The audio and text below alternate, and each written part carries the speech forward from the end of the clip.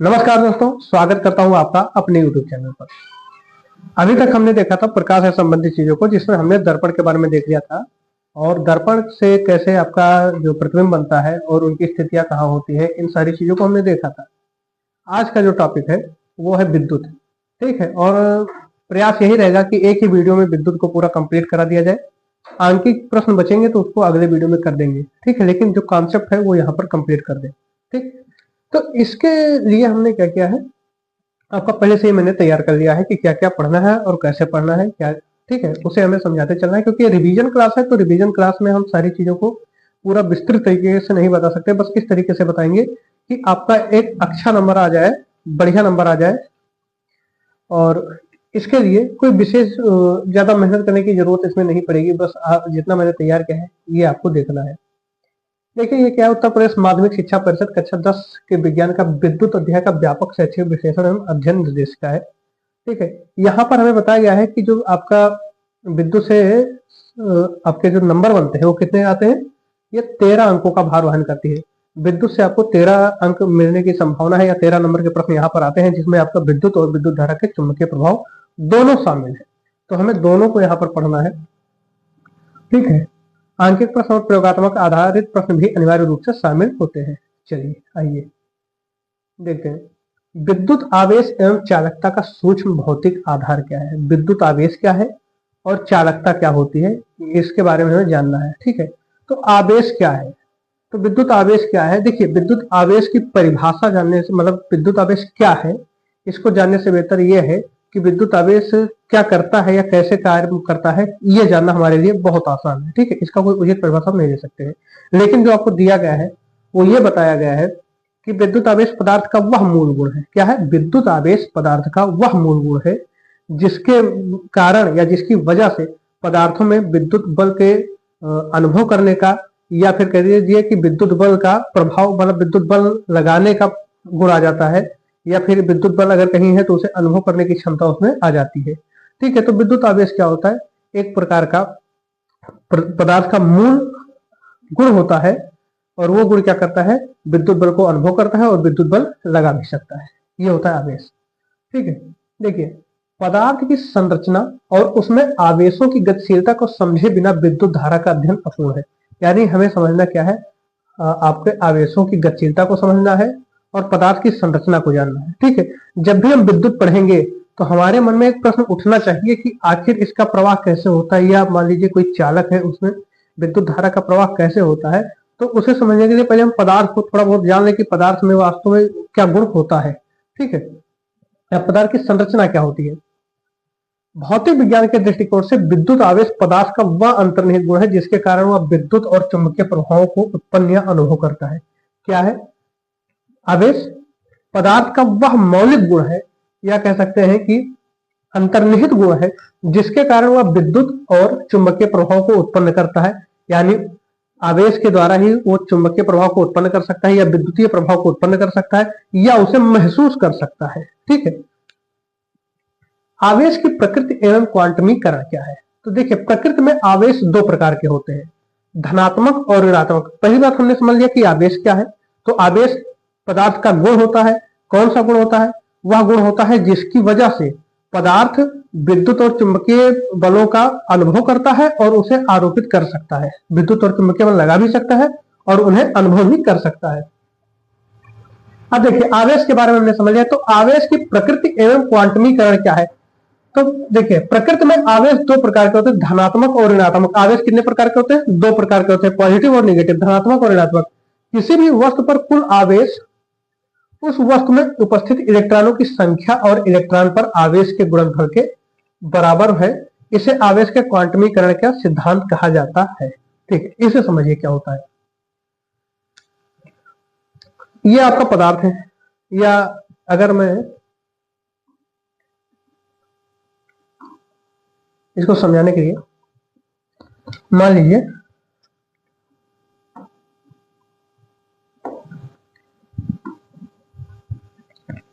आपके पास कोई परमाणु है। ठीक है, परमाणु में एक क्या होता है, नाभिक होता है। और नाभिक में हमारे पास दो चीजें होती हैं, क्या क्या? प्रोटॉन और इलेक्ट्रॉन।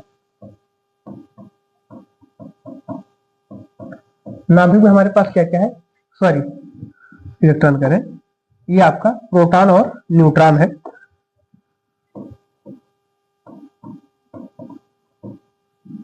और इलेक्ट्रॉन क्या होता है? इलेक्ट्रॉन इसके चारों ओर चक्कर लगाता है, ठीक है। नाभिक के चारों ओर क्या करता है? इलेक्ट्रॉन चक्कर लगाता है। प्रोटॉन और न्यूट्रॉन कहां पर होते हैं? नाभिक में होते हैं। अब प्रश्न ये उठता है कि इनका आवेश से क्या लेना देना है, ठीक है। तो आवेश का जो स्थानांतरण होता है, जो आवेश एक गुण है, वो गुण कब उत्पन्न होता है किसी पदार्थ में? तो वो तब उत्पन्न होता है जब इन मौलिक कणों में कोई डिस्टरबेंस होता है, ठीक है।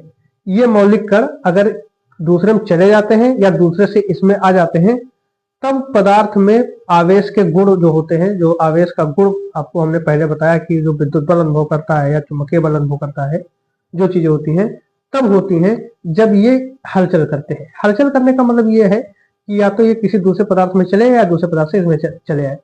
परमाणु जो होता है वो उदासीन अवस्था में होता है।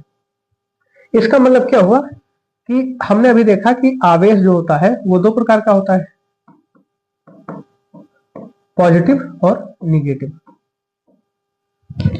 ये परमाणु है, ये उदासीन है। उदासीन मतलब ये हुआ कि इसमें ना पॉजिटिव है ना निगेटिव है। ये कब संभव है? जब पॉजिटिव और निगेटिव की संख्या बराबर हो तो हम उसे न्यूट्रल कर सकते हैं, ठीक है। तो इसका मतलब ये हुआ जितना परमाणु के अंदर सामान्य अवस्था में, ठीक है, जितना परमाणु के अंदर पॉजिटिव आवेश होगा या धनात्मक आवेश होगा, उतना ही उसी समय आपके पास ऋणात्मक आवेश होगा। जैसे मान लीजिए कि 10 धनात्मक आवेश है और 10 ऋणात्मक आवेश है, तो कट के 0 हो गए, इसका मतलब संतुलित है। तो ये होता है कि तब उदासीन अवस्था में होता है, और जब कोई हलचल होता है या उसके जो परमाणु के कण है, और वो कण कौन कौन से हैं? ये आपके हैं इलेक्ट्रॉन, प्रोटॉन और न्यूट्रॉन। तो इलेक्ट्रॉन पर क्या होता है? हमेशा ऋणात्मक, इलेक्ट्रॉन पर हमेशा ऋण आवेश होता है और प्रोटॉन पर हमेशा धन आवेश होता है। ये संख्या में बराबर होते हैं तब परमाणु आपका स्थिर अवस्था में रहता है, यानी वो न्यूट्रल अवस्था में रहता है। स्थिर का मतलब सॉरी, न्यूट्रल अवस्था में रहता है, ठीक है, या उदासीन अवस्था में रहता है। तो आवेश दो प्रकार के होते हैं, पॉजिटिव और निगेटिव। यहां से हम देख रहे हैं कि इलेक्ट्रॉन के पास क्या है? पॉजिटिव निगेटिव आवेश है, और प्रोटॉन के पास क्या है? पॉजिटिव आवेश है। अब इलेक्ट्रॉन के पास निगेटिव आवेश है, प्रोटॉन के पास पॉजिटिव आवेश है। अब हमने एक वहां पर हेडिंग पढ़ी थी, क्वांटमीकरण क्या होता है, ठीक है। क्वांटमीकरण का मतलब ये होता है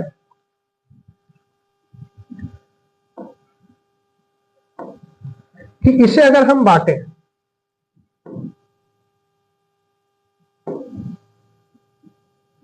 ठीक है, मान लीजिए किसी परमाणु में आपके 10 इलेक्ट्रॉन है और 10 ही प्रोटॉन है। परमाणु एक दूसरा पदार्थ है, उसका परमाणु हम अगर तुम दूसरा ले लें, परमाणु दो, ठीक है। अब एक इलेक्ट्रॉन अगर इसमें निकल जा रहा है, इसके पास भी 10 प्रोटॉन है और 10 इलेक्ट्रॉन है, ठीक है। इसके पास भी 10 इलेक्ट्रॉन 10 प्रोटॉन, इसके पास भी 10 इलेक्ट्रॉन 10 प्रोटॉन, दोनों बराबर है, उदासीन है, अभी उदासीन अवस्था में। हमने क्या किया? एक दूसरे को रगड़ दिया तो मान लो कि 10 इलेक्ट्रॉन में से एक इलेक्ट्रॉन इधर निकल गया, इधर आ गया, तो यहां कितने इलेक्ट्रॉन हो जाएंगे? 11 इलेक्ट्रॉन। और यहां कितने इलेक्ट्रॉन बचेंगे? 9 इलेक्ट्रॉन, ठीक है। अब 9 इलेक्ट्रॉन बचे। इलेक्ट्रॉन क्या होता है? माइनस। तो चलो हम माइनस आगे लगा दे रहे हैं, ठीक है, माइनस आगे लगा दे रहे हैं समझने के लिए। 10 प्रोटॉन है प्लस 10, ये बताओ 10 ज्यादा है या 9 ज्यादा है? तो आप कहोगे कि 10 ज्यादा है, ठीक है। 10 ज्यादा है इसका मतलब प्लस ज्यादा है, यानी इसमें इस परमाणु को हम कह सकते हैं कि धनात्मक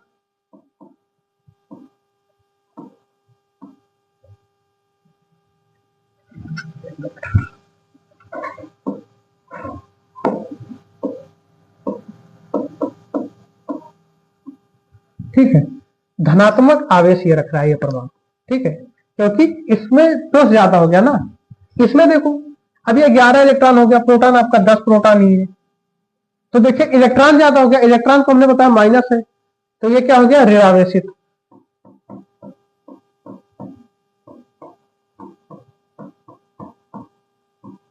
ऋण आवेशित हो गया, ये धन आवेशित हो गया।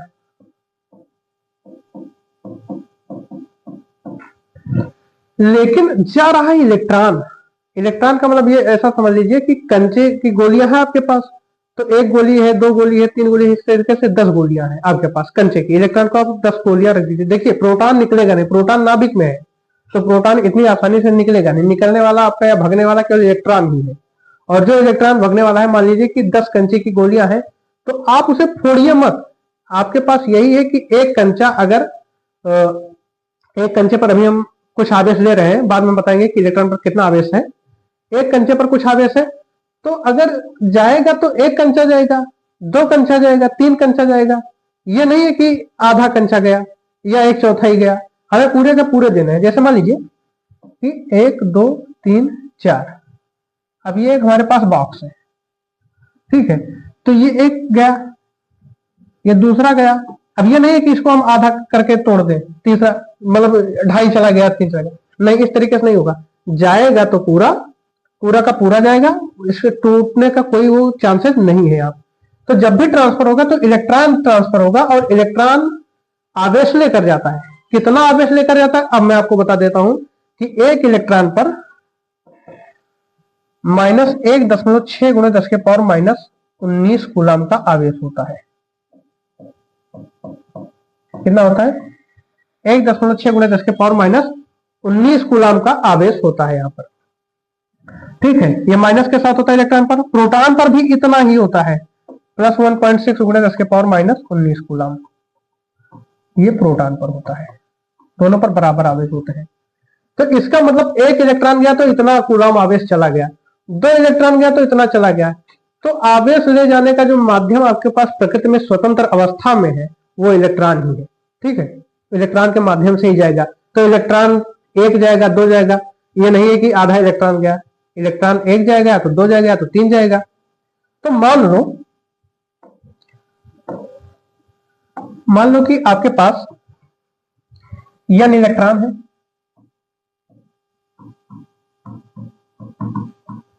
और n इलेक्ट्रॉन आपके किसी डिब्बे में चले गए, ठीक है, n इलेक्ट्रॉन इस डिब्बे में चले गए। अब हमने कहा कि इसमें कितना आवेश आ गया है, कितना आवेश है इसमें। इलेक्ट्रॉन तो n है, लेकिन आवेश कितना है। तो जब हम एक इलेक्ट्रॉन देते हैं तो वास्तव में 1.6 × 10⁻⁻19 आवेश देते हैं, कूलम आवेश देते हैं। दो इलेक्ट्रॉन देंगे तो 2 गुणे इतना कर देंगे, जो ये लिखा हुआ है 1.6 × 10⁻⁻19। 3 देंगे तो 3 गुणे कर देंगे। अगर हमने ई इलेक्ट्रॉन दिया, n इलेक्ट्रॉन दिया, तो क्या कर देंगे, n गुणे 1.6 × 10⁻⁻19। अगर हम n इलेक्ट्रॉन देते हैं तो इतना हम आवेश दे रहे होते हैं। अब हम कहते हैं कि इस पूरे डिब्बे पर क्यू आवेश है। कितना आवेश है? क्यू आवेश है। तो इस पूरे डिब्बे पर क्यू आवेश है, तो वास्तव में कितना आवेश है? तो वास्तव में ये आवेश है n गुणे, क्योंकि n इलेक्ट्रॉन तो आया है इसमें, n इलेक्ट्रॉन आकर भर गया है, 1 2 3 ऐसे करके n इलेक्ट्रॉन है। तो इस पूरे डिब्बे को हमने कहा कि क्यू आवेश है, और वास्तव में क्यू कितना है, तो हम देखेंगे कि n इलेक्ट्रॉन इसमें आया है, तो n गुणे 1.6 × 10⁻⁻19 कर देंगे, क्योंकि एक इलेक्ट्रॉन पर इतना आवेश होता है, तो n इलेक्ट्रॉन पर इतना हो जाएगा। अच्छा, बार बार मुझे ये लिखना थोड़ा कठिन पड़ेगा, इसलिए मैं लिख दूंगा Q बराबर NE। यहां E क्या है? एक इलेक्ट्रॉन पर आवेश है। E बराबर हम हमेशा क्या रखेंगे? 1.6 × 10⁻⁻19। ये ध्यान रखिएगा, कूलम।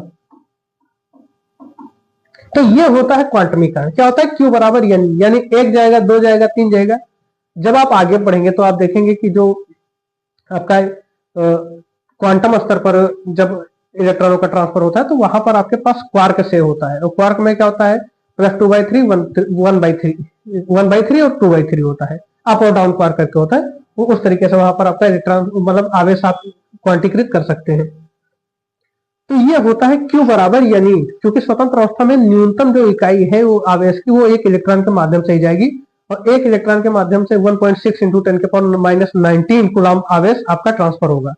तो क्योंकि ट्रांसफर करने का जो मीडियम है वो इलेक्ट्रॉन ही है, तो अब अगर एक इलेक्ट्रॉन गया तो 1.6 इंटू 10⁻⁻19, अगर दो तो 2 गुणे 1.6 इंटू 10⁻⁻19, 3 है तो 3 हो जाएगा, n है तो n गुणे 1.6 इंटू 10⁻⁻19 कूलम्ब आवेश आपका हो जाएगा।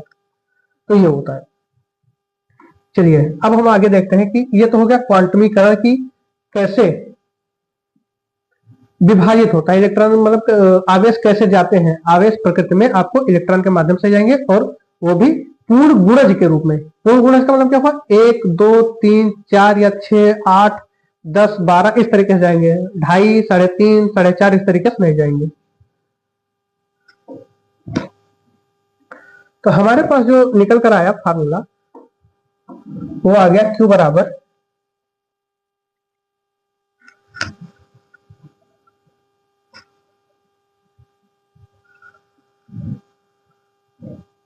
ये आपका क्या क्या Q बराबर n। आप n जो है वो इलेक्ट्रॉनों की संख्या है, क्या है, इलेक्ट्रॉनों की संख्या। E क्या है आपका, एक आवेश का मान, मतलब इलेक्ट्रॉन पर जो आवेश होता है वो उसका मान 1.6 इंटू 10⁻⁻19 ये है। ठीक है, आगे बढ़े।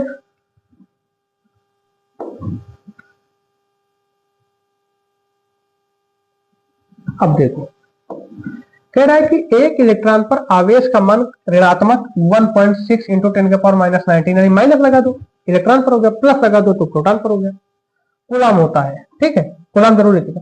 विद्युत आवेश का एसआई मात्रक कूलम्ब है। विद्युत आवेश का यानी विद्युत आवेश अगर आपको कहीं दिया है कि विद्युत आवेश का एसआई मात्रक क्या होगा, तो क्या होगा, कूलम्ब होगा।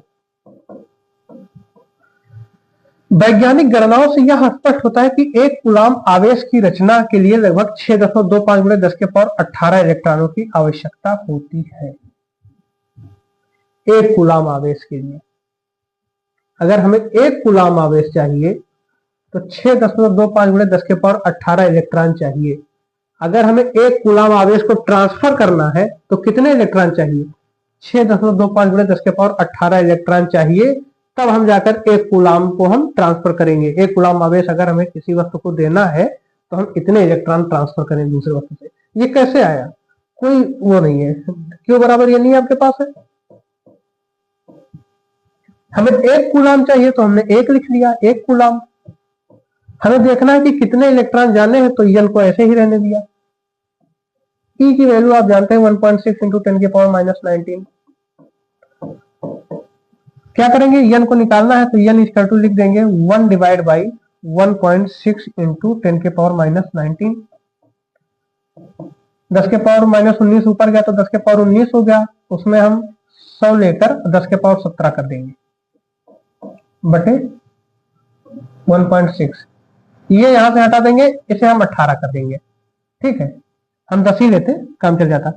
16 एकम 16, 16 छक्का 96, बचा कितना 4 यानी 40, 16 दूना 32, बचा कितना 8 यानी 80, 16 पंचे 80, तो आपका कितना आ गया 6.25 गुणे 10 के पावर 18 इलेक्ट्रॉन मिलकर आपको एक कूलम्ब आवेश दे देंगे। बस सिंपल कोई फार्मूला दे, इसी पर क्वेश्चन आपको मिल जाएगा। ठीक है, ये जैसे मैंने सॉल्व किया है इसी पर आधारित आपको कुछ क्वेश्चन से अभी मैं दिखा रहा हूं। जैसे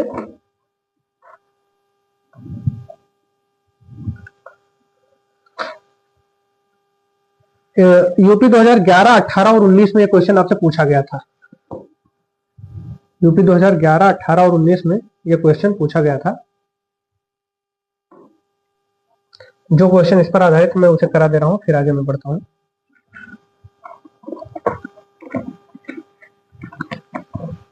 क्वेश्चन क्या था,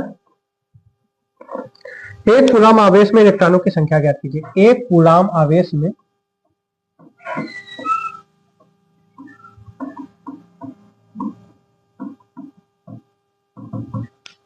इलेक्ट्रॉनों की संख्या ज्ञात कीजिए।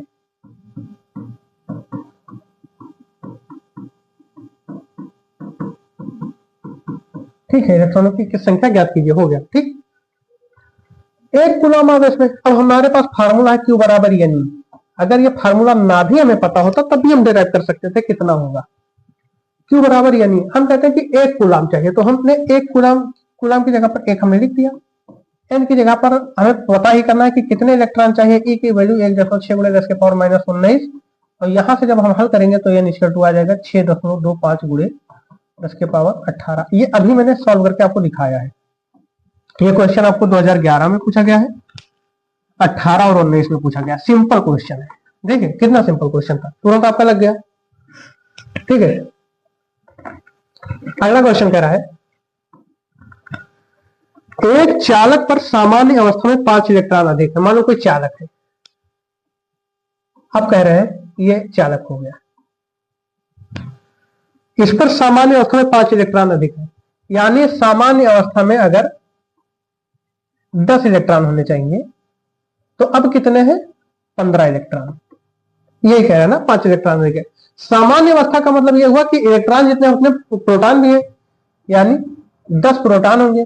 तो जब 10 इलेक्ट्रॉन 10 प्रोटॉन है तो ये मिलाकर न्यूट्रल हो गए, यानी प्लस माइनस बराबर, प्लस है जितना उतना माइनस है, यानी ये उदासीन है। लेकिन 15 इलेक्ट्रॉन हो गया, यानी 5 इलेक्ट्रॉन एक्स्ट्रा है। 5 इलेक्ट्रॉन एक्स्ट्रा है तो हम आवेश निकालना चाहें तो कितने आवेश ज्यादा है? तो आवेश बराबर क्या हो गया? 5 गुणे 1.6 गुणे 10 के पावर माइनस 19। 5 इलेक्ट्रॉन ज्यादा है ना, तो एक इलेक्ट्रॉन पर इतना है, तो 5 इलेक्ट्रॉन पर 5 से गुणा कराते तो 16 पंचे 80, तो 8 गुणे 10 के पावर माइनस 19 कूलम आवेश है। यानी इतना आवेश इसके ऊपर है। 5 इलेक्ट्रॉन अधिक है तो इतना आवेश इसके ऊपर है। प्रश्न अगर पूछेगा ऋण आवेशित है या धन आवेशित है ये वस्तु, तो आप देखेंगे कि क्या है, इलेक्ट्रॉन अधिक है। ठीक है, इलेक्ट्रॉन अधिक होगा या इलेक्ट्रॉन कम होगा, प्रोटॉन से कोई लेना देना नहीं है। प्रोटॉन नाभिक में है, उसे निकालना इतना आसान नहीं है। ठीक है, तो हम ये देखेंगे कि आवेश जो है वो अधिक है, तो अधिक है तो इसका मतलब ये ऋण आवेशित है, क्योंकि इस पर इलेक्ट्रॉन अधिक है। क्या है? इलेक्ट्रॉन अधिक है, तो ये आपका ऋण आवेशित हो जाएगा। ठीक है, देखिए क्वेश्चन इन्होंने पूछा था इस चालक पर आवेश की मात्रा तथा प्रकृति क्या होगी। ये 2011 और 19 में पूछा गया है। 2011 और 19 में पूछा गया है। आवेश की मात्रा, तो आवेश की मात्रा इतना होगा, 8 गुणे 10 के पावर माइनस 19 होगा, सॉल्व करोगे तो। अब प्रकृति क्या होगी? तो प्रकृति, चूंकि ये चालक जो है वो 5 इलेक्ट्रॉन अधिक है, इलेक्ट्रॉन मतलब ऋण अधिक है, ऋण अधिक है मतलब ये ऋणग्रस्त है, यानी ऋण आवेशित है।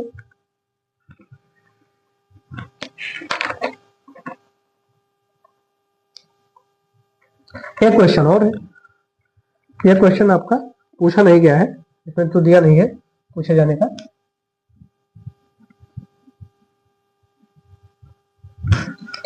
कह रहा है कि एक चालक पर 6.4 गुणे 10 के पावर माइनस 19 कूलम धनावेश है। कितना है? 6.4 गुणे 10 के पावर माइनस 19 कूलम जो है धनावेश है।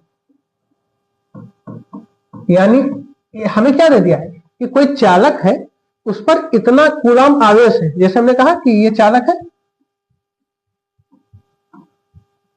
इस पर इतना कूलम आवेश पहले से आपको दे दिया गया है कि ये धनावेश है। धनावेश का क्या मतलब? धनावेश का मतलब ये हुआ कि इस चालक से इलेक्ट्रॉन निकल गए हैं। जब इलेक्ट्रॉन निकल गए हैं तो प्रोटॉन ज्यादा हो गया, और प्रोटॉन ज्यादा हो गया तो पॉजिटिव हो गया, पॉजिटिव मतलब धनावेशित हो गया।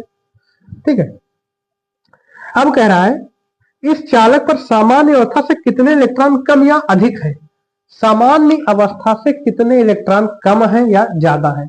देखिए अगर धनावेश है तो हम जानते हैं Q बराबर यानी फार्मूला होता है। अब धनावेश हो चाहे ऋणावेश हो, देखो Q कितना दिया है? 6.4 गुणे 10 के पावर माइनस 19 कूलम इस पर धनावेश है। इतना धनावेश है, तो इतना धनावेश है तो कैसे आया होगा? या तो इलेक्ट्रॉन गया होगा या तो आया होगा। तो धनावेश है, इसका मतलब इसमें से इलेक्ट्रॉन निकलकर भाग गया। इलेक्ट्रॉन निकलकर भाग गया तो प्रोटॉन ज्यादा हो गया, प्रोटॉन ज्यादा हो गया तो इसका आवेश धन है, तो धन अधिक हो गया। लेकिन कितना गया होगा? मान लो n गया होगा, और एक इलेक्ट्रॉन पर कितना होता है? 1.6 गुणे 10 के पावर माइनस 19 होता है। तो n इक्वल टू यहां से क्या निकल आएगा? 6.4 गुणे 10 के पावर माइनस 19 बटे 1.6 गुणे 10 के पावर माइनस 19। 10 के पावर माइनस 19 से 10 के पावर माइनस 19, एक दशमलव से ये दशमलव कट गया, 16 एकम 16, 16 चौका 64, यानी 4 इलेक्ट्रॉन यहां से भाग गए हैं। क्या हुआ है? 4 इलेक्ट्रॉन यहां से भाग गए हैं, इसीलिए क्या है, ये धनावेशित है। ठीक है, ये समझ में आया इलेक्ट्रॉनों का ट्रांसफर। अब इलेक्ट्रॉनों का अगर ट्रांसफर समझ में आ गया होगा तो फिर हम आगे बढ़ते हैं कि अब हमें क्या पढ़ना है। देखिए, क्षेत्र में इलेक्ट्रॉनों की आवश्यकता होती है। धातुओं में ये इलेक्ट्रॉन मुक्त इलेक्ट्रॉन के रूप में विद्यमान होते हैं। देखिए, करंट हमेशा मतलब जो चालक होते हैं उसी में लगता है। अब ये नहीं है कि प्लास्टिक का कोई चीज लेकर जाए और उसे तार से छुए तो हमें करंट लगेगा, नहीं, हमें वो चालक होना चाहिए। और चालक में क्या होता है कि वो मुक्त इलेक्ट्रॉन होते हैं। इलेक्ट्रॉन से मतलब जैसे परमाणु कक्षों से बंधे होते हैं, लेकिन कुछ इलेक्ट्रॉन जो सबसे बाहरी आउटर सेल में होते हैं, सबसे बाहरी कक्ष में होते हैं, वो मुक्त होते हैं। तो वो जो मुक्त होते हैं यानी उसमें बहुत कम एनर्जी देकर भी आप इधर उधर हलचल करा सकते हैं। तो वही मुक्त इलेक्ट्रॉन काम करते हैं आपको करंट प्रवाह करने में। देखो, जो चालक के भीतर अनियमित गति करते रहते हैं और जब इन पर बाह्य विभवांतर लगाया जाता है तो एक निश्चित दिशा में प्रवाहित होने लगते हैं, जिससे विद्युत धारा का निर्माण होता है। अब ये बात आपको समझनी है कि हमारे पास एक चालक है, मान लीजिए कि यह तार है, यह चालक है, ऊपर से प्लास्टिक का कवर है, प्लास्टिक के अंदर इसका कुछ मेटल का वो होगा वायर। मेटल जहां पर आया उसमें कुछ फ्री इलेक्ट्रॉन होंगे। फ्री इलेक्ट्रॉन होंगे तो कोई, अब फ्री इलेक्ट्रॉन में क्या है कि जब तक हम कुछ करते नहीं तब तक खासियत होती है कि जो फ्री इलेक्ट्रॉन होते हैं वो जो कंडक्टर होता है, जो चालक होता है, इस तरीके से मानो चालक है तो एक इलेक्ट्रॉन ये होगा, एक ये होगा, एक ये होगा, एक ये होगा, एक ये होगा, एक ये होगा, ये सब फ्री है।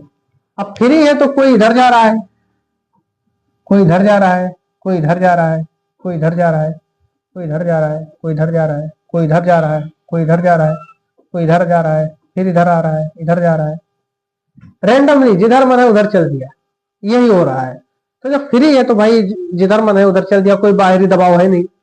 अब हम अगर बाहरी दबाव लगाकर इन्हीं इलेक्ट्रॉनों को कुछ इस तरीके से कर दें कि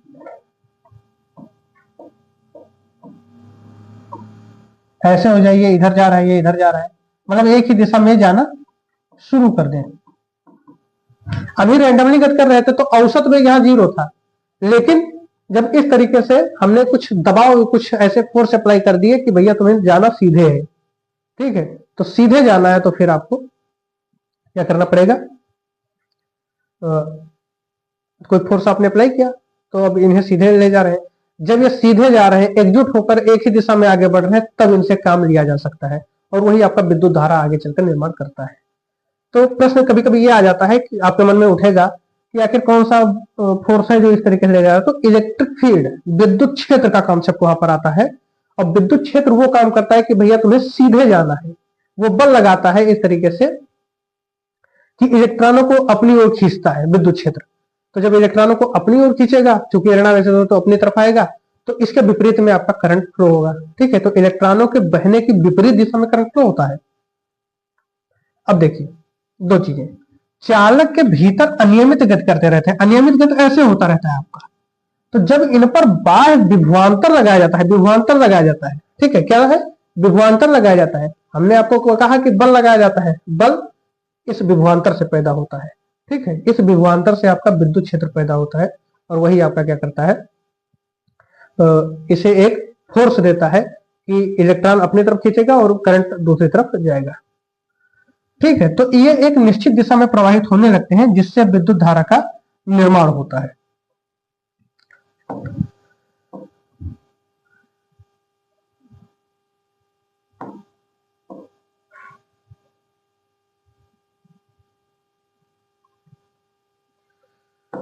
अब आ जाइए, है आपका विद्युत धारा, परिभाषा एवं प्रवाह की दर। विद्युत धारा को समय के सापेक्ष आवेश के प्रवाह की दर के रूप में परिभाषित किया जाता है। विद्युत धारा क्या है, तो विद्युत धारा आवेश, क्योंकि आवेश बह रहा है, आवेश कैसे बह रहा है, इलेक्ट्रॉन बह रहा है। हमने आपको दिखाया कि चालक में जब हम विद्युत क्षेत्र अप्लाई करते हैं तो फिर इलेक्ट्रॉन की एक दिशा हो जाती है, इलेक्ट्रॉन एक ही दिशा में जाना शुरू कर देते हैं। तो जब इलेक्ट्रॉन एक ही दिशा में जाना शुरू कर देते हैं तो इलेक्ट्रॉन अपने साथ क्या ले जा रहा है, आवेश, कितना 1.6 इंटू 10⁻⁻19 कूलम। तो जब इलेक्ट्रॉन अपने साथ आवेश लिए जा रहा है तो हर सेकंड कितना आवेश जा रहा है। जैसे मान लो कोई एरिया है आपका इस तरीके से और यहां से इलेक्ट्रॉन निकल रहा है, ठीक है, इलेक्ट्रॉन निकल रहा है। तो हम देखेंगे कि प्रति सेकंड कितना इलेक्ट्रॉन निकल रहा है, ठीक है, प्रति सेकंड कितना इलेक्ट्रॉन निकल रहा है, n इलेक्ट्रॉन निकल रहा है। और प्रति सेकंड हमें देखना है तो हम t से भाग कर देते हैं। यही आपकी विद्युत धारा है। प्रति सेकंड कितना इलेक्ट्रॉन निकल रहा है, तो मान लो n इलेक्ट्रॉन निकल रहा है तो अपने साथ कितना आवेश लिया जा रहा है। तो आवेश हम देखेंगे कि जो ये आवेश यहां से निकल जा रहा है, इलेक्ट्रॉन निकलेगा तो इलेक्ट्रॉन अपने साथ आवेश लेकर जाता है, तो कितना लेकर जाएगा, e आवेश, एक इलेक्ट्रॉन, तो n कितना लगेगा, n हो जाएगा। अच्छा, यानी इससे पहले हम पढ़ चुके हैं क्या, Q होता है, Q बराबर यानी होता है ना, तो हम पढ़ चुके हैं। तो विद्युत धारा जो होती है वो कहती है कि प्रति सेकंड कितना आवेश लेकर जा रहे हैं। तो हम अगर जानते हैं कि प्रति सेकंड कितना इलेक्ट्रॉन जा रहा है तो हम आवेश कैलकुलेट कर लेंगे। मान लो 10 इलेक्ट्रॉन जा रहा है तो 10 को 1.6 गुणे 10⁻⁻19 से हमने गुणा करा दिया, तो हमें पता चल जाएगा कितना आवेश जा रहा है प्रति सेकंड किसी एकांक क्षेत्रफल से निकल रहा है। तो जब हमें पता चल जाएगा कि कितना आवेश जा रहा है तो उसको समय से हम भाग करा दिए कि प्रति सेकंड कितना आवेश जा रहा है। तो प्रति सेकंड मान लो यानी आवेश जा रहा है तो हमने टी से भाग करा दिया, तो वो हो गया विद्युत धारा। ठीक है, विद्युत धारा क्या है, प्रति सेकंड गुजरने वाले आवेश या कह दीजिए आवेश की प्रवाह की दर को, आवेश प्रवाह की दर की बात जब होती है तो हम वहां पर समय से भाग करते हैं। ठीक है, तो एकांक समय में हम निकालेंगे कि एकांक समय में आवेश प्रवाह की दर को क्या कहते हैं, विद्युत धारा कहते हैं। तो देखिए विद्युत धारा को समय के सापेक्ष, यानी समय के सापेक्ष मतलब समय के रेस्पेक्ट में हम देखेंगे कि इतना समय बीत गया तो कितना निकल गया होगा।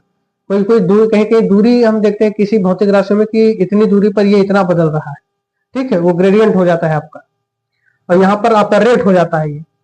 तो आपका क्या है कि समय के सापेक्ष यानी समय बीतने के साथ साथ कितना आवेश निकल रहा है, वही आपका क्या है, विद्युत धारा। तो प्रवाह की दर के रूप में परिभाषित किया जाता है यदि किसी चालक के अनुप्रस्थ काट से, अनुप्रस्थ काट का मतलब क्या होता है कि ये मोबाइल है मेरी, इसके दो तरीके से इसे हम काट सकते हैं। एक तो मैं जैसे ये दिख रहा है तो मैं इस तरीके से क्रॉस सेक्शन ले रहा हूं। क्रॉस सेक्शन का मतलब ये हुआ कि हमें ये एरिया पता चल जाएगा। जैसे मान लो कोई गोलाकार वस्तु है तो मैं आपको बताता हूं, चलो इसी में देख लेते हैं।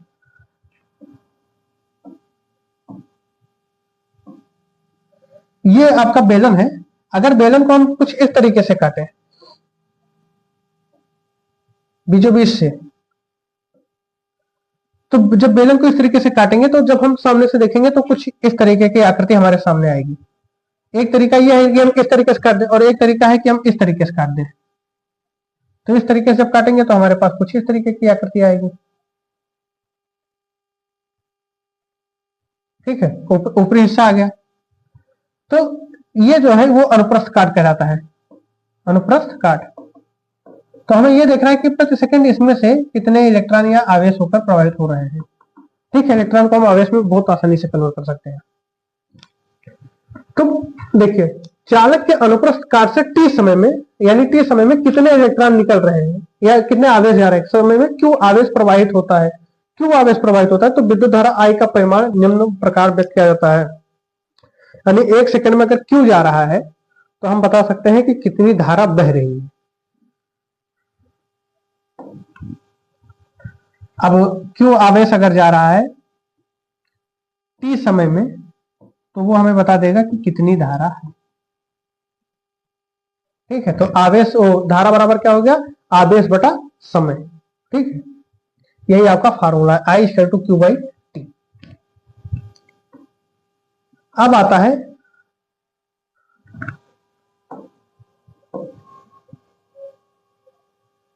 धारा का एसआई मात्रक एम्पियर है। धारा का एसआई मात्रक क्या है, एम्पियर है, जिसे 1 कूलाम प्रति सेकंड के रूप में परिभाषित किया गया है।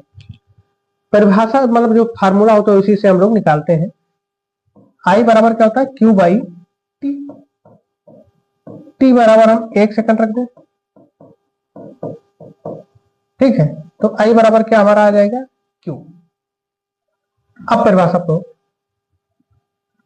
1 कूलाम प्रति सेकंड के रूप में परिभाषित किया जाता है।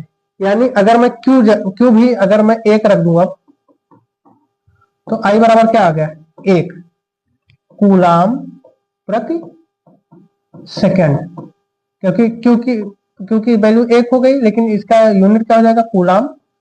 टी 1 कर दिया तो इसका यूनिट क्या हो जाएगा, सेकंड है, तो कूलाम प्रति सेकंड, यानी 1 कूलाम प्रति सेकंड जो है वो क्या है आपका, 1 एम्पियर है। 1 एम्पियर अगर पूछा जाए क्या है, 1 एम्पियर क्या है, तो हम जानते हैं कि आई बराबर क्यू बाई टी होता है। तो 1/1 कर दें तो यहां 1 आ जाएगा, 1 एम्पियर। आई की जगह पर हम 1 रख दें, उसी को हम 1 एम्पियर कहते हैं। और एम्पियर को ही हम क्या लिख सकते हैं, कूलाम प्रति सेकंड, ठीक है। कूलाम प्रति सेकंड यानी एक आवेश है और 1 सेकंड में, ठीक है। एक आवेश आपका, या कहते हैं एक आवेश का यूनिट क्या होता है, 1 कूलाम। तो 1 कूलाम जो है 1 सेकंड में जितना होता है वो आपका क्या होता है, विद्युत धारा। यानी आई इक्वल टू क्या होता है, 1 कूलाम प्रति सेकंड। इसी को हम एम्पियर भी लिख सकते हैं। अब चाहे हम एम्पियर लिखें और चाहे हम कूलाम प्रति सेकंड लिखें, दोनों यूनिट एक ही। ऐसा ही मात्रक एम्पियर होता है। अब हम विद्युत धारा को किसी परिपथ में मापते कैसे हैं, तो विद्युत धारा को मापने का जो तरीका है उसके लिए एक मशीन आती है, एमीटर। एमीटर का उपयोग किया जाता है, जिससे हम किसी परिपथ का मतलब होता है तार कह दो या कोई और संयोजन कह दो या सर्किट कह दो, कुछ भी है जो आपका, वो आपका क्या कह रहा है, उसमें हम एमीटर लगा देंगे तो हमें पता चल जाएगा कि कितनी धारा जा रही है। यानी किसी तार में से होकर कितनी धारा जा रही है तो हम उसमें एमीटर जोड़ देंगे। तो एमीटर क्या है, विद्युत करंट यानी विद्युत धारा मापने का उपकरण है। 1 नंबर में क्वेश्चन यहाँ से आपसे पूछा जा सकता है। फिर कहते हैं कि जिसे परिपथ में सदैव श्रेणी क्रम में लगाया जाता है। कहीं भी अगर आप एमीटर लगाओगे तो हमेशा श्रेणी क्रम में लगेगा। श्रेणी क्रम का मतलब क्या है कि मान लो कि यहां पर आपको प्रतिरोध दिया हुआ है और ये आपका वायर है। अगर आपको यहां जानना है कि कितनी धारा जा रही है और यहां, तो यहां एमीटर जो लगाओगे वो श्रेणी क्रम में लगेगा, ठीक है। दो सिराओं के बीच में हम अगर कभी भी हम लगाएंगे तो एमीटर जो है वो श्रेणी क्रम में लगेगा। अगर जैसे मान लो कि एक होता है विभवांतर मापने वाला, तो विभवांतर मापना है अगर मान लो, तो इस तरीके से रहेगा तो हम उसे समांतर क्रम में लगाएंगे। विभवांतर मापने के लिए हम समांतर, ये हो गया समांतर क्रम कि इसके सामने लग गया और इसके अगल बगल अगर लग रहा है तो वो आपका क्या है, श्रेणी क्रम है, ठीक है।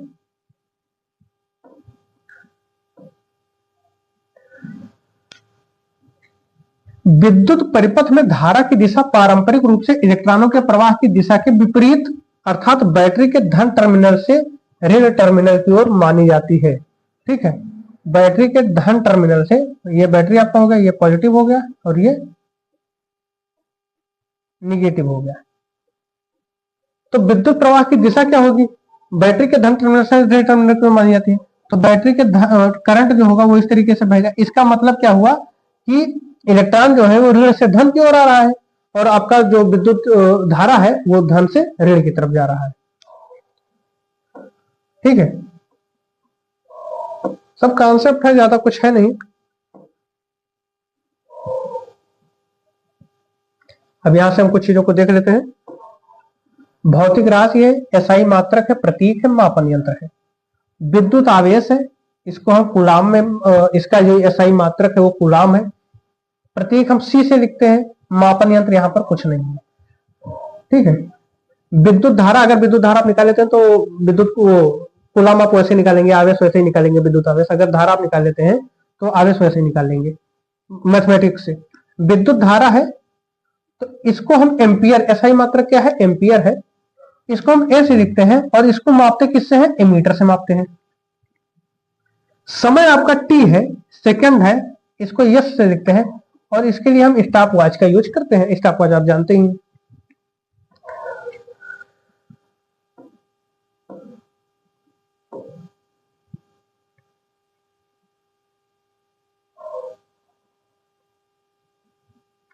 फिर आपका आ गया, देखिए आंकिक प्रश्न भी हम आपको लगवाएंगे।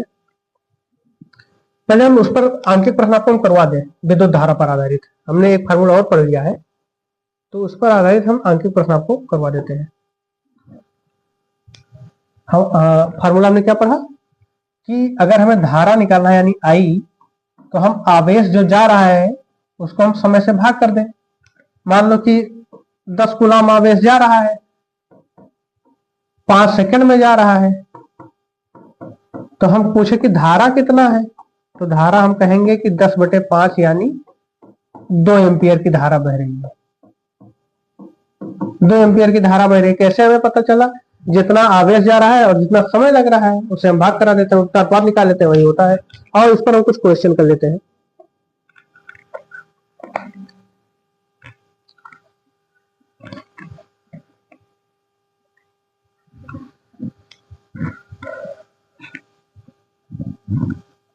क्वेश्चन वो सिंपल है, आपसे ऐसे ही पूछ लेगा। एक चालक से होकर 1 मिनट में 300 कूलम आवेश गुजरता है। एक चालक से होकर 1 मिनट में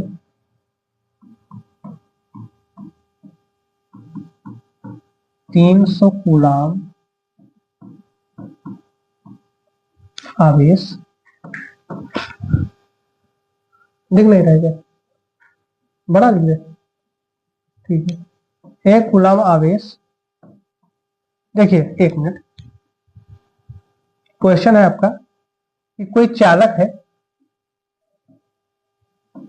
ठीक है, इसका जो अनुप्रस्थ काट है, क्योंकि हम अनुप्रस्थ काट ही देखेंगे, जब भी देखेंगे अनुप्रस्थ काट देखेंगे, इसमें से 1 मिनट में अगर हम कहते हैं कि इलेक्ट्रॉन जो निकल रहा है 1 मिनट में कितना निकल रहा है, इलेक्ट्रॉन नहीं, आवेश 300 कूलम आवेश निकल रहा है। अगर हम चाहे तो इलेक्ट्रॉन भी निकाल सकते हैं कि 300 कूलम है तो कितना इलेक्ट्रॉन निकल रहा है, तो आराम से निकाल सकते हैं। क्यू बराबर यानी से क्यू दिया है 300, इलेक्ट्रॉन कितना निकल रहा है ये हमें पता करना है, 1.6 × 10⁻⁻19। तो यहां से यह निकालेंगे 300 बटे 1.6 × 10⁻⁻19, या लिख दें 300 × 10⁻⁻19 बटे 1.6। ये हट गया आपका, ये 20 हो गया, 16 एकम 16, 16 एकम 16, 14 हो गया 140, और 16 अट्ठे 128 हो गया 120, 16 सत्ते 112। तो इस तरीके से हम निकाल सकते हैं 1.8 गुणे 1.87 गुणे 10⁻19 कर दो, ठीक है। इतने इलेक्ट्रॉन, ये नॉर्मल चीज था, बस मैं बता रहा था कि अगर हमें निकालना है कि 300 कूलम अगर निकल रहा है तो 300 कूलम से हम इलेक्ट्रॉन निकाल सकते हैं, क्यू बराबर यानी करके कि कितना इलेक्ट्रॉन निकल रहा होगा। ये हालांकि क्वेश्चन नहीं था। कह रहा है कि 300 कूलम आवेश गुजरता है, चालक में बहने वाली धारा की गणना कीजिए। तो कितनी धारा बह रही है ये हमें बताना है।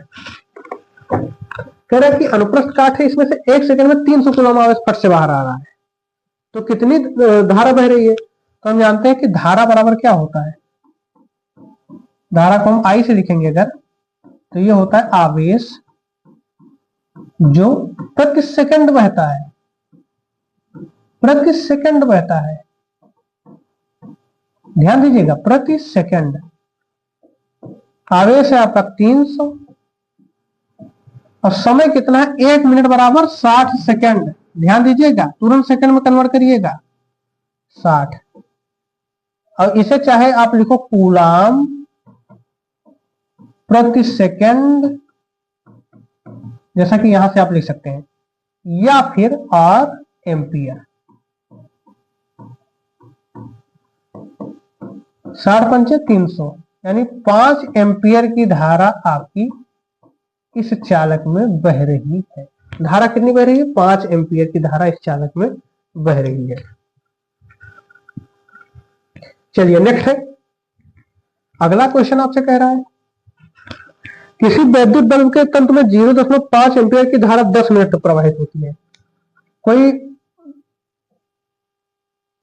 विद्युत बल्ब है ऐसे, इसमें जो आपका लगा होता है तार या तंतु जिसे कहते हैं, इसमें क्या होता है कि 0.5 एम्पियर की धारा बह रही है। क्या है? 0.5 एम्पियर की धारा बह रही है, यानी हमें करंट बता दिया है कि 0.5 एम्पियर बह रहा है। अब कह रहा है कि कितने मिनट तक, तो 10 मिनट तक बह रहा है। 0.5 एम्पियर की धारा 10 मिनट तक बह रही है। फिर कह रहा है कि कितना आवेश निकल जा रहा है। देखिए ये बटे का चिन्ह नहीं है भैया, ध्यान दीजिएगा, ये बटे का चिन्ह नहीं है, ठीक है। कह रहा है कि कितना आवेश निकल जा रहा है, कितना आवेश चला गया होगा, कितना आवेश चला गया होगा। अगर 10 मिनट तक ये बहा है 0.5 एम्पियर, तो कितना आवेश फर्जी में बह गया। फर्जी क्या, वो मतलब विद्युत जलाने में। तो देखिए हम डायरेक्ट अगर फार्मूला लगाए तो हमारे पास क्या फार्मूला है, I = Q/T, या हम लिख सकते हैं Q बराबर मल्टीप्लाई, अगर क्रॉस मल्टीप्लाई करा दे तो हम लिख सकते हैं Q बराबर IT, ठीक है। Q हमें निकालना है, I हमें दिया हुआ है कितना, 0.5 एम्पियर। एम्पियर मतलब क्या, कूलाम प्रति सेकंड, वो सेकंड में वहां दिया है, ध्यान रखिएगा, कूलाम प्रति सेकंड को ही एम्पियर कहते हैं। 0.5 टी कितना है, तो 10 मिनट। लेकिन देखिए एम्पियर में सेकंड में आ रहा है ना, कूलाम प्रति सेकंड, तो सेकंड में ही चीजें है ना, तो ये हम 10 मिनट क्यों रखेंगे, इसे भी हम तो चेंज करेंगे। तो 10 × 60 यानी 600 सेकंड हो गया, यानी 0.5 एम्पियर की धारा 600 सेकंड तक बहती है। तो कितना हो जाएगा, ये आपका हो जाएगा 300 कूलाम।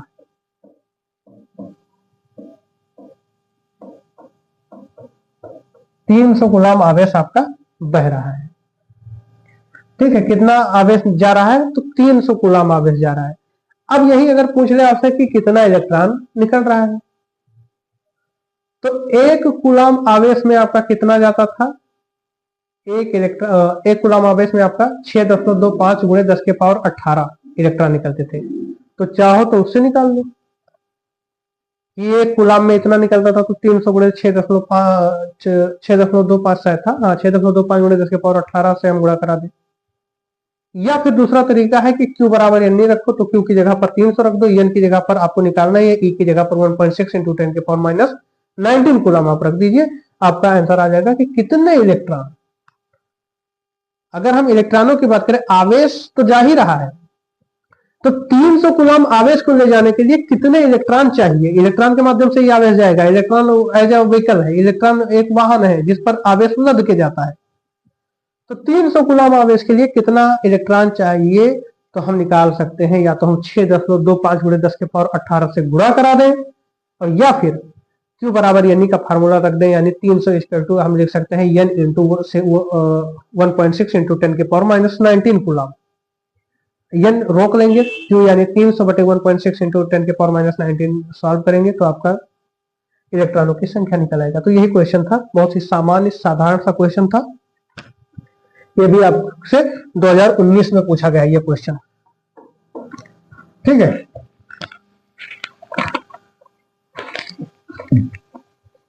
नेक्स्ट क्वेश्चन आपका देखिए जो दिया गया है, कोई क्वेश्चन कठिन नहीं है। Q बराबर n नहीं हुआ, या I = Q/T हुआ, ये दोनों एक दूसरे से जुड़े हुए, बस आपको समझना है कि वास्तव में होता क्या है। फार्मूला तो चुटकियों में निकल आएगा। देखिए 2011 यूपी में, 2011 और 2012 में ये पूछा गया है। क्या है कि किसी चालक में 2 एम्पियर की धारा बह रही है। किसी चालक में, क्वेश्चन मैं लिखे दे रहा हूं, बालाजी की किताब है, अगर आप चाहें तो वहां से क्वेश्चन देख सकते हैं। किसी चालक में 2 एम्पियर की धारा बह रही है। चालक में से प्रति सेकंड गुजरने वाले इलेक्ट्रॉनों की संख्या कितनी। देखिए क्वेश्चन वही घूम फिरा कर आ गया है, आपको थोड़ा सा बड़ा दिए, पहले छोटा सा दिए, फिर उसमें और एक स्टेप जोड़ दिए, लेकिन है आपका वही Q बराबर NE और I equal to Q by T से। इस चालक में प्रति सेकंड गुजरने वाले इलेक्ट्रॉनों, अब हमें यहाँ इलेक्ट्रॉन बताना है कि कितने इलेक्ट्रॉन जाएंगे, ठीक है, और वो भी प्रति सेकंड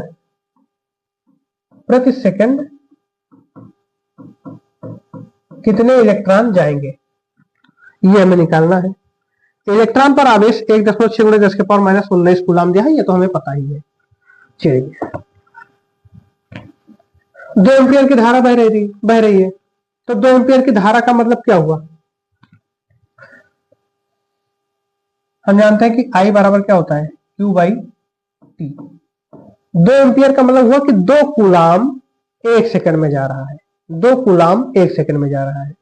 चलो अभी हम फार्मूला ना लगाकर आपको दूसरे सोचने वाले तरीके से हम बता रहे हैं कि 2 एम्पियर का मतलब क्या हुआ, 2 कूलाम प्रति सेकंड, यानी 2 कूलाम आवेश 1 सेकंड में जा रहा है। तो 2 कूलाम आवेश है, तो 1 कूलाम आवेश में आपका कितना इलेक्ट्रॉन जाता था, 1 कूलाम आवेश में आपका 6.25 × 10 के पावर 18 इलेक्ट्रॉन जाते थे, ठीक है।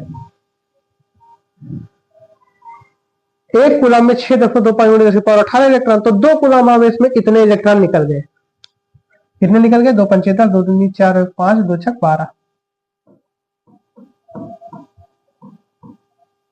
या 1.25 × 10 के पावर, आपको क्या लिखना है यहाँ पावर आपका, एक मिनट कंफ्यूज में ही हो जाता हूँ, पावर का हम बढ़ाना है, पावर का घटाना है। 1.25 × 10 के पावर आप कितना कर देंगे, 19 कर देंगे, ठीक है। इतने इलेक्ट्रॉन आपके, अब बताओ 1 कूलाम में इतने इलेक्ट्रॉन जा रहे थे, 2 कूलाम में इतने, सिंपल सा चीज था, यही हमसे पूछा कि प्रति सेकंड कितने इलेक्ट्रॉन जाएंगे, ठीक है।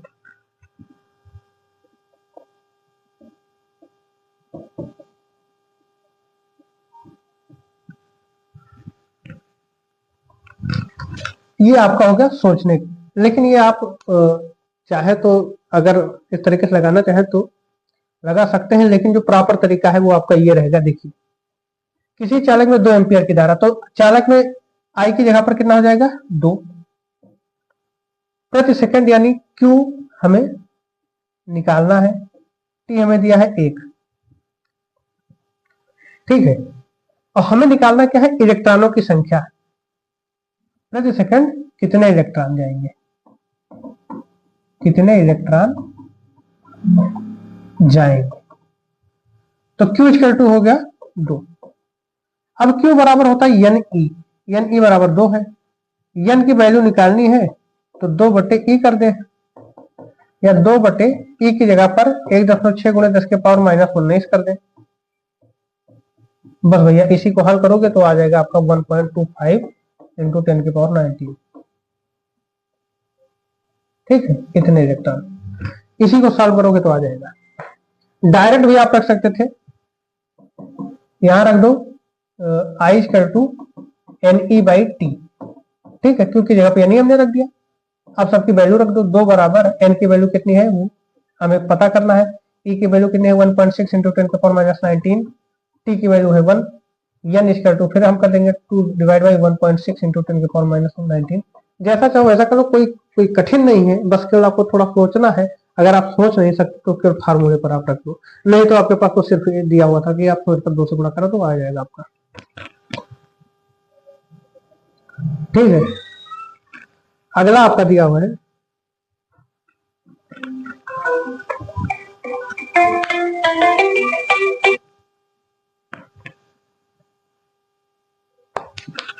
देखिए, अगला क्वेश्चन आपका दिया हुआ है, इसे हम क्लियर कर दे रहे हैं अगले पेज पर, जो कि 2020 में क्वेश्चन यही था, सॉल्व ऐसे ही करना था। वहां पर क्वेश्चन आपको दिया गया था कि एक विद्युत परिपथ के किसी चालक में बहने वाली विद्युत धारा का मान 10 एम्पियर है। कोई चालक है, उसमें कितना धारा बह रहा है, तो I बराबर हमें दे दिया है 10 एम्पियर।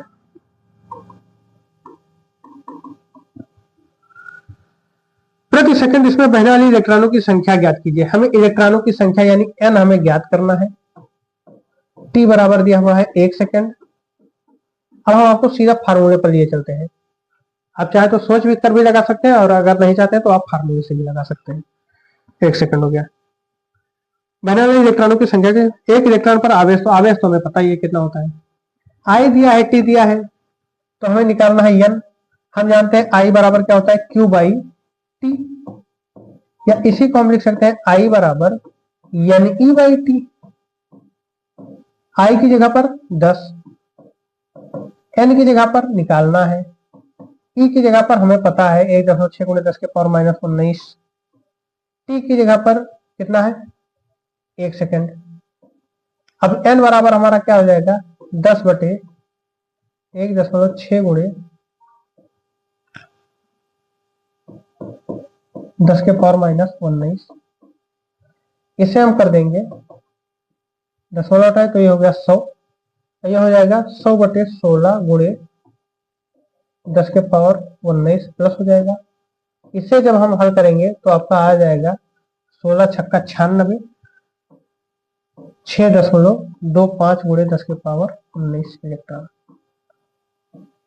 आंसर हो जाएगा। ठीक है, ये आपका आ गया। दूसरा क्वेश्चन हो गया, कोई कठिन नहीं है, बस आपको केवल सॉल्व करने का तरीका पता होना चाहिए। अगर नहीं पता है तो आपको सीधे सीधे फार्मूले पर रख देना है, और फार्मूले पर आप रख दोगे एम्पियर अगर कहीं लिखा है तो उसकी जगह पर आई, आई की जगह पर एम्पियर के जिसके पीछे एम्पियर या कूलम पर सेकंड लिखा है वो उठाकर रख दो। सेकंड जिसके पीछे लगा है उसके जगह पर टी के जगह पर वो रख दो जिसके पीछे सेकंड लगा है। आपके पास इलेक्ट्रॉनों की संख्या, इलेक्ट्रॉनों की संख्या का कोई यूनिट नहीं होता, संख्या की क्या यूनिट होती है, ठीक है, संख्या का कोई यूनिट नहीं होता है। फिर एग्जाम्पल 4 है, एक चालक तार से 6.25 × 10 के पावर 18 मुक्त इलेक्ट्रॉन पर सेकंड प्रवाहित हो रहा है। इलेक्ट्रॉनों की संख्या दी हुई है, यूं कह सकते हैं कि n दिया है 6.25 × 10 की पावर 18, ठीक है, इतने इलेक्ट्रॉन प्रवाहित हो रहे हैं। मुक्त इलेक्ट्रॉन बता रहा है ना, मुक्त का मतलब क्या हुआ, जो बंधा हुआ नहीं है उसमें परमाणु से, परमाणु के नाभिक से। चालक में धारा का मान बताइए, आई बताना है हमें। समय दिया हुआ है प्रति सेकंड, प्रति सेकंड का मतलब 1 सेकंड। इलेक्ट्रॉन पर आवेश तो हमें बताइए कितना होता है। अब इतना तो क्वेश्चन लगाने पर इतना तो आपको याद हो ही जाना चाहिए कि क्या होता है। अब हमसे पूछ रहा है चालक में धारा का मान बताइए। हाँ, आई लिखा हुआ, तो चालक में धारा का मान हमें बताना है। आई बराबर क्या होता है Q बाई टी, Q बराबर क्या होता है N E by T. N की वैल्यू कितनी दी है 6.25 × 10 के पावर 18। ई की वैल्यू हमें पता है 1.6 × 10 के पावर माइनस 19 बटे टी 1 दिया हुआ है, यानी ऊपर का ही हल करना है, नीचे का कोई मतलब नहीं है।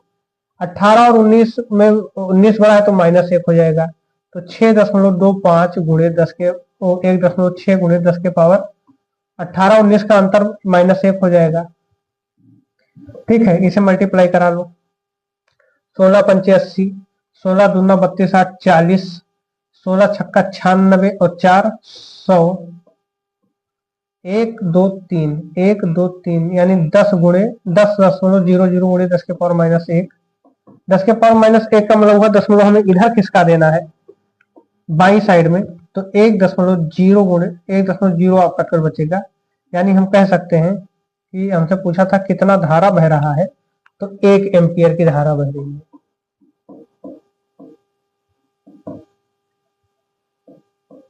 1 एम्पियर की धारा बह रही है, ठीक है। कितना बह रहा है, तो 1 एम्पियर की धारा बह रहा है इसमें। बस ये कंप्लीट हो गया। इस तरीके के क्वेश्चन आप लगाइएगा। आगे हम बढ़ते हैं।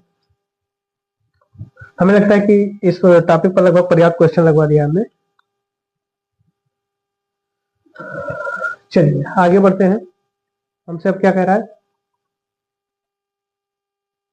विद्युत विभव एवं विभवांतर की गतिकी। क्या होता है विद्युत विभव और विभवांतर, ये समझिएगा।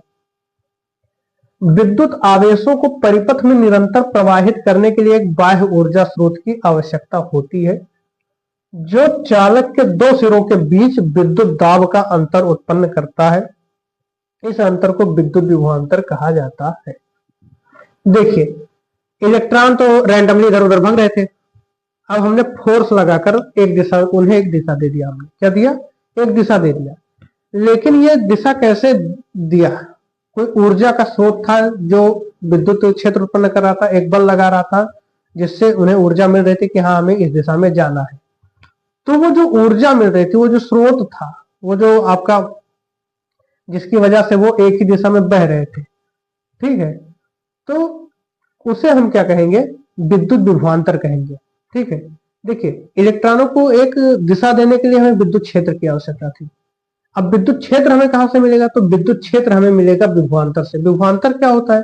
तो विभवांतर होता है दो बिंदुओं के विभवों के बीच में अंतर। जैसे ये वायर है आपका, अब यहां विभव और यहां का विभव 10 वोल्ट इधर है, 10 वोल्ट इधर है, धारा नहीं बहेगी क्योंकि विभवांतर समान है। विभव समान है तो विभवांतर यानी विभव का अंतर नहीं, और जब विभव का अंतर नहीं है तो धारा कहां बहेगी? धारा नहीं बहेगी। धारा बहने के लिए जरूरी है कि विभवांतर हो। जब विभवांतर होता है तब विद्युत क्षेत्र उत्पन्न होता है। जब आप आगे पढ़ेंगे तो वहां पर एक फार्मूला आता है,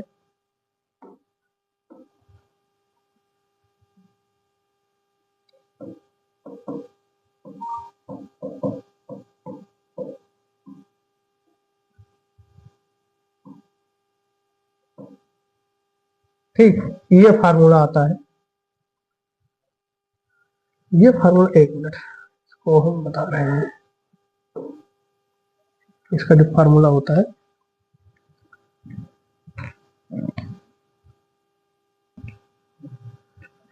ये मैं बता रहा हूं आपका। जो फार्मूला मैंने लिखा था वो उल्टा हो गया था। ये देखो, देखिए, चालक के सिरों के बीच विद्युत दाब का अंतर उत्पन्न करता है। इस अंतर को विद्युत विभवांतर कहा जाता है। यानी हमने क्या कहा था कि विद्युत क्षेत्र चाहिए जो उसके इलेक्ट्रॉनों को एक दिशा दे सके, यानी हमें विद्युत क्षेत्र चाहिए। ये विद्युत क्षेत्र उत्पन्न कैसे होता है? तो ये विद्युत क्षेत्र उत्पन्न होता है जब विभवांतर रहता है, तब आपका विद्युत क्षेत्र ये उत्पन्न होता है। ठीक है, तो विभवांतर की वजह से, जब विभवांतर होगा, विभव का अंतर होगा दो बिंदुओं के बीच में, तब आपका विद्युत क्षेत्र उत्पन्न होगा। जब विद्युत क्षेत्र उत्पन्न होगा तो वो इलेक्ट्रॉनों को एक सही दिशा देगा कि आपको किस दिशा में जाना है। तो यहां पर हमें अब विद्युत विभव को समझना है कि विद्युत विभव क्या होता है।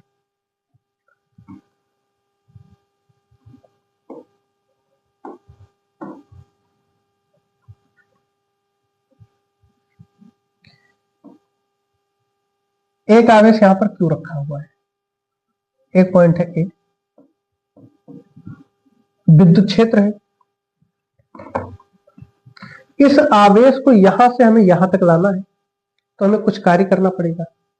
मान लो वो कार्य है W,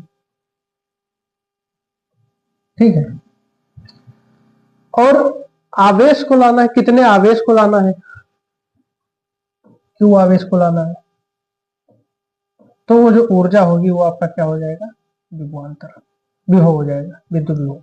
V=W/T ये होता है। एकांक आवेश को अनंत से किसी बिंदु तक, एकांक आवेश को अगर मैं ये क्यों कह दूं कि 1 कूलम आवेश है, ठीक है, अगर मैं कह दूं कि 1 कूलम आवेश है,